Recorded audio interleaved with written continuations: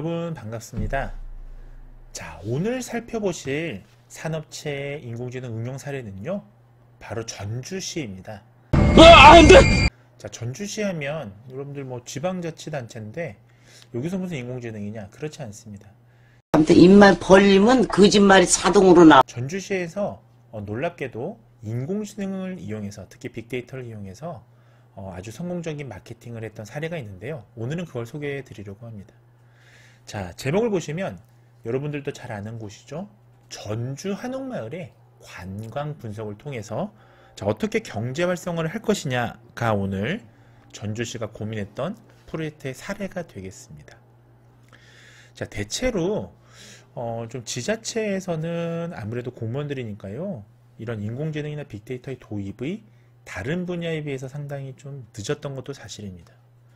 또 한 가지 재미난 건, 예를 들면 지자체는 모방을 많이 합니다. 예컨대 전주가 한옥마을이 성공하니까 예를 들면 나주나 뭐 이런 데에서도 한옥마을을 만들어 봤는데 어떻습니까? 잘 안 됐죠. 자, 그러면 전주는 왜 성공을 했고, 이것을 모방한 다른 중소도시는 왜 성공을 하지 못했을까요? 자, 왜냐하면 오늘 비밀을 이제 밝혀보실 텐데, 전주시는 그냥 우리가 벤치마킹을 한 것이 아니고요. 자, 데이터에 기반해서 자, 경제 활성화를 어떻게 하면 좋을지에 대한 매출 분석을 하고 거기에 대한 예측 모델링을 만들었기 때문입니다. 소위 이런 것이 이제 우리가 인공지능을 산업에 적용한 사례고요. 이 산업은 관광 산업이 되겠죠. 자, 그래서 오늘의 키워드 한번 살펴보시겠습니다. 자, 첫 번째 키워드 보시면 방문객 분석이 있네요. 자, 어떤 우리가 제품이면 수요 조사를 하게 되고요. 관광 상품이면 역시 관광지의 방문객을 우리가 파악하는 것이 가장 기초적인 데이터가 될 것입니다. 두 번째는요, 관광객의 특성을 분석했고요. 세 번째는 매출을 분석했습니다. 자, 이와 같은 것들은 어떻습니까?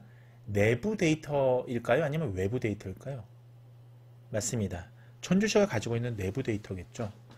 자, 전주시가 갖고 있는 내부 데이터를 통해서 우리 전주 한옥마을에 자, 어떤 방문객이 많이 왔는지, 뭐 예를 들면 20대가 많이 왔는지 30대가 많이 왔는지, 연령별로 그렇고요, 성별로는 어떤지, 자, 전통적으로 이런 걸 분석해 왔을 것입니다. 우리 이런 것을 스몰 데이터 분석이라고 합니다. 뭐 좀 다른 말로는 통계 기반 분석이라고 하기도 하죠. 자, 그 다음 매출도 분석했겠죠. 예를 들면 뭐 월화수목 금요일 중에 어떤 요일이 더 매출이 많았는지. 자, 그 밑에 이제 키워드를 보시죠. 자, SNS 분석, 키워드 분석이 있네요. 이 두 개가 사용이 되면 여러분들 이것은 대체로 아마 이전 영상들을 보시면 잘 아실 겁니다만 텍스트 마이닝, 자연어 처리에 훨씬 가깝습니다. 자, 이 키워드랑 SNS 분석을 통해서 또 뭐 감성 분석도 하시고요. 그 다음에 주요 토픽이 뭐냐, 즉 이 주요 토픽을 통해서 우리가 또 한 가지는 이미지 분석이라는 걸 할 수 있습니다. 소위 전주 한옥마을의 이미지는 무엇인가, 이런 것들을 데이터에 기반해서 우리가 분석할 수 있는 것이죠. 자, 나머지 세 개의 키워드를 같이 보시죠. 관광지 개발, 관광 상품 개발, 관광지 연계가 있네요. 자, 이것들은 결국 아웃컴, 결과에 해당이 될 것입니다. 자, 종합하면 자, 스몰 데이터와 빅 데이터를 분석해서 자, 그 중에서도 SNS 분석은 텍스트 분석이 되겠네요. 즉 단어가 아니라 문장이나 문단이 될 수도 있습니다. 이런 걸 통해서 자, 하고 싶은 건 뭡니까? 관광지를 개발하고 관광 상품을 개발하고 관광지를 연계하는 것이었습니다. 자, 그러면 소위 오늘도 각각의 4개의 주제별 패널을 한번 보시죠. 자, 확대를 제가 해드릴게요. 짠. 자, 지금 보시면 분석 계열을 보시죠. 자, 간단합니다. 요 도식화도 플로우를 보시면 관광 수요가 증가하고 있습니다. 그렇죠. 주 5일제가 이제 시행이 됐고, 과거부터 한 20년 전부터요. 그리고 관광 컨텐츠도 다양화되고 있습니다. 자, 우리가 관광지에 가는 이유는 뭡니까? 새로운 관광 컨텐츠를 즐기기 위해서 가는 거잖아요. 단순히 자연 환경만 수려하다고 해서 가는 것이 아니라 우리는 한옥도 체험하고 한복도 체험하고 이런 것 때문에 가는 거잖아요. 자, 그런데 그러다 보니까 어떻게 됐습니까? 관광 도시의 인프라가 확장이 됐죠. 자, 여기서 말하는 인프라라는 건 뭐 도로 교통망이 될 수도 있고요. 그 다음에 뭐 관광지에서 파는 상품이 될 수도 있습니다. 서비스가 될 수도 있고요. 자, 그러다 보니까 자, 도시 간의 문화관광 교류가 필요하다. 소위 이제 필요성이 제기가 되는 것입니다. 자, 그런데 과거 같으면요, 한 가지 재미난 사실은 우리가 무조건 외국 사례를 벤치마킹 했었다는 거죠. 예를 들면 뭐 그리스의 산토리니라든지 이런 해외 명소들, 뭐 이탈리아의 그 무슨 호수인가요? 그 로마에 있는 그 호수 있잖아요. 분수대 이런 거. 그렇다고 우리가 우리 실정에 맞지 않게 분수를 설치한다든지, 뭐 우리 실정에 맞지 않게 우리나라 문화에 맞지 않게 산토리니처럼 뭐 파란 지붕으로 바꾼다고 해서 우리 외국인들이나 관광객들이 한국을 찾아올까요? 그렇지는 않습니다. 그래서 데이터에 기반해서 이것을 프리딕 모델을 만든 거예요. 자, 빅데이터 어떤 것들이 사용되는지 한번 보시죠. 자, 우리가 예측 가능한 앞서 키워드에서 말씀드렸던 것처럼 내부 데이터는 전주시 관광 정보였습니다. 예컨대 뭐 어떤 사람이 방문했는지, 매출액은 어땠는지 이런 것들은 전주시가 데이터를 가지고 있었겠죠. 자, 그 다음에 외부 데이터는 어떤 걸 썼습니까? 카드 매출 정보, SNS, 심지어 날씨 정보랑 교통량을 봤습니다. 자, 이와 같은 것들은 특히 SNS 이런 것들은 자, 고객의 생각을 반영하는 글이니까요. 이런 것들은 정말 외부 데이터죠. 이 두 가지를 붙여서 이 데이터셋을 구성해서 소위 이제 그 프리딕 모델을 만든 겁니다. 그러다 보니까 전주시에서 이 프로젝트를 할 때 사용했던 알고리즘이 좀 많습니다. 자, 하나씩 살펴보시면 첫 번째는 연관성 분석이 있었고요. 자, 두 번째는 시계열 분석이 있었습니다. 자, 시계열이라는 거는 우리가 시간의 흐름에 따른 추적 데이터를 얘기합니다. 뭐 대표적인 거는 계절이라든지 월별, 추위 뭐 이런 것들이 대표적인 시계열 분석이죠. 자, 그래서 언제 많이 방문했냐 이런 걸 우리가 알 수 있습니다. 세 번째는 빈도 분석이고요. 빈도 분석을 통해서는 연령별 뭐 유입 인구를 분석했다고 여기 나와 있네요. 네 번째는 이제 우리가 교통량 아마 데이터나 유도인구 데이터를 활용한 것 같은데요. 자, 요거는 좀 어려운 분석입니다. 공간 분석에 이제 해당이 되는데 핫스팟 분석을 했습니다. 자, 핫스팟 분석은 자, 왜 했을까요? 자, 여기 답이 나와 있습니다. 핫스팟 분석을 한 이유. 자, 이런 게 중요한 거예요. 코드 돌릴 줄 아는 게 중요한 게 아니고. 자, 핫스팟 이유는 버스 노선을 분석하기 위함이에요. 자, 왜 분석했을까요? 버스 노선을. 대중교통망을 잘 만들면 연령에 관계없이 사람들이 많이 올 수가 있습니다. 자, 그렇다고 여러분들 버스 노선을 뭐 무한대로 만들 수는 없죠. 그러면 엄청난 비용이 드니까요. 그래서 가장 핫스팟을 정해서 노선을 보충하는 겁니다. 소위 관광 투어 버스를 상품화하는 것이죠. 예를 들면 자, 전주를 오기 위해서가 아니라 한옥마을을 오기 위한 그런 관광 버스 코스를 만드는 거예요. 이런 노선을 만드는 거예요. 뭐 그렇다고 모든 노선이 다 한옥마을을 거쳐갈 수는 없지 않습니까? 이것은 이제 핫스팟 분석이라는 공간 지리 분석이 들어갑니다. GIS 데이터를 가지고요. 시계열 데이터를 넣어서 하는 건데 이거 조금 난이도가 어려워요. 자, 그리고 마지막으로 타겟 분석을 했습니다. 자, 타겟 분석은 왜 했냐면요. 외국인을 분석하기 위함입니다. 자, 한국인만 분석을 한다면 사실 타겟 분석까지 할 필요는 없죠. 왜냐하면 한국인이라는 특성은 대체로 동일할 테니까요. 물론 뭐 연령이나 성별이나 뭐 어느 지역에 있냐에 따라 좀 다소의 차이는 있을 수 있습니다. 자, 그런데 한옥마을 전주시는 달랐던 거예요. 어떻게 하고 싶었습니까? 외국인들이 많이 오는 이 지방 도시 중에 최고의 도시로 만들겠다라는 게 이 전주시의 포부였던 것 같습니다. 자, 그래서 외국인을 분석하기 시작합니다. 이것이 타겟 분석인데요. 자, 뒤에서 살펴보실 텐데 일본이나 미국, 중국인 관광객의 관심사가 뭐냐 이걸 파악한 거죠. 그러면 그 사람들에게 적합한 서비스를 제공할 수가 있을 겁니다. 자, 이렇게 데이터에 기반해서 한다면 대체로 성공 가능성이 높습니다. 자, 그 결과 어떻게 됐냐 마지막 이제 결론을 간단히 살펴보시면요. 제가 가리고 있네요. 이렇게 넘길게요. 자, 컨텐츠를 개발했죠. 그리고 동선을 확대해서 지역 관광을 활성화합니다. 이것이 전주시와 그렇지 않은 중소도시의 결과적으로 관광 성공 포인트였던 것입니다. 자, 그러면 이제 본격적으로 한번 내용을 살펴보도록 하겠습니다. 자, 한번 요 내용 같이 읽어볼게요. 전주시의 한옥마을은요, 국내외에서 관광을 즐기러 온 관광객들이 증가해서 주변 상가들이 큰 호재를 누리고 있었죠. 실제로 저도 전주 한옥마을 종종 갔었는데요. 정말 사람들이 옆에 이제 먹거리 음식점도 많고 호텔도 많고 그러합니다. 자, 문제는요, 관광객들 입장에서는 편의시설이 부족하다고 느끼게 되고요. 많이 몰리니까. 자, 그리고 한옥마을에 집중된 관광으로 인해서 인파가 몰리면서 불편함을 겪게 됩니다. 자, 이것도 골치 아픈 거예요, 여러분들. 생각해 보세요. 전주시에는 한옥마을 말고도 많은 관광상품이 있습니다. 그런데 만약 전주시를 방문하는 100명 중에 99명이 한옥마을만 간다면 이것을 성공적이라고 볼 수 있을까요? 그렇지가 못합니다. 아니, 다른 관광지가 같이 활성화가 돼야 전주시가 공평하게, 이렇게 공정하게 이렇게 다 균등하게 발전할 거 아닙니까? 만약 한 곳이 몰리게 되면 인프라가 부족할 수밖에 없습니다.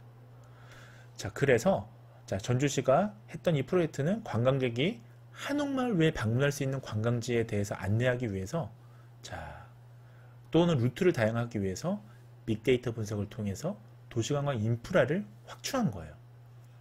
소위 이제 넥스트가 뭐냐, 이런 거 되게 중요합니다. 예를 들면 의대로 유명한 학교가 의대 외에 넥스트가 뭐냐, 그 넥스트를 여러 사람 운영하는 사람 몇 사람 머리로 만들 수 있는 건 아니에요. 데이터를 들여보면 우리가 넥스트를 찾을 수가 있는 것입니다. 자, 그래서 전주시가 어떻게 했느냐 한번 살펴보죠. 자, 활용 데이터 분석은 제가 말씀을 드렸는데 다시 한번 말씀을 드리면, SKT에서 수집한 전주시와 한옥마을의 시간대별 유도인구 데이터를 일단 사용을 했고요. 그 다음에 현대카드에서 매출 데이터, 그러니까 현대카드라는 이제 카드 회사에서의 매출 데이터를 대표적으로 사용을 했고요. 그 다음에 축제 정보, 이런 것들이 시계열 데이터가 있죠. 외국인 관광지 정보, SNS 데이터, 기상 데이터, 경제 관련 데이터. 자, 이거는 기상 데이터랑 경제 관련 데이터는 또 시계열 데이터이겠죠. 자, 그 다음에 SNS 데이터는 텍스트 형태의 데이터일 거고요. 그 다음에 한옥마을 업소 정보 데이터, 이거는 지리 정보 시스템, 소위 위도 경도가 들어있는 지리 정보 형태의 데이터일 것입니다. 자, 이것을 사실 합쳐서 분석한다는 건 쉬운 건 아니에요. 여러분들이 제가 지금 소개하는 이 사례, 실제 응용 사례들은 여러분들 그 시험 과제하듯이 1-2주만 할 수 있는 건 아닙니다. 이 데이터 붙이는 것만으로도 굉장히 어려운 일이에요. 자, 그래서 이를 통해서 우리가 유입 인구에 대한 이동 패턴도 파악하고요. 마케팅 대상도 조출했습니다. 앞서 말씀드렸다시피 외국인 중에서는 어떻게 외국인별로 무엇을 해줘야 되는가, 이것도 데이터에 기반해서 예측 프리딩 모델을 만든 거예요. 자, 분석 결과를 보시죠. 자, 전주시는 어떻게 성공했느냐? 첫 번째, 연령별 인구 유입을 분석했습니다. 자, 도대체 한옥마을로 유입된 인구가 어떤 사람들이냐? 어디서 왔느냐? 어느 지역에서 왔느냐? 소위 그것을 알면 연계해서 뭘 만들 수 있잖아요. 자, 실제로 분석을 했더니 서울시의 30대 유입이 가장 높았던 것으로 나타났고, 경기도는 20대, 40대 인구가 고른 비율로 유입되어 있고, 자, 우리가 사실은 전주에 가장 많이 올 것처럼 생각되는 전북지역, 그러니까 바로 옆 도시죠. 여기는 10대 비율이 높은 걸로 나타났습니다. 자, 이거는 우리가 타겟팅이 다른 거예요. 맞죠? 자, 그래서 만약에 전북의 인근 도시에 있는 10대들을 대상으로 전북 지역은 마케팅을 해야 될 거고요.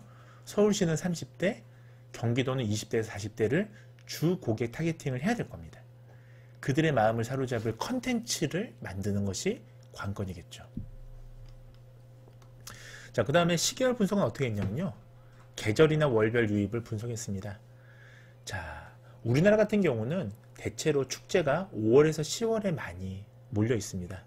자, 아무래도 방문객 수는 그때 가장 많을 겁니다. 분석했더니 계절 중에는 가을 방문객 수가 가장 많았다고 하고요. 30대, 40대, 10대 미만 이런 가족 관광객 같은 경우는 봄, 가을 20대는 여름과 겨울.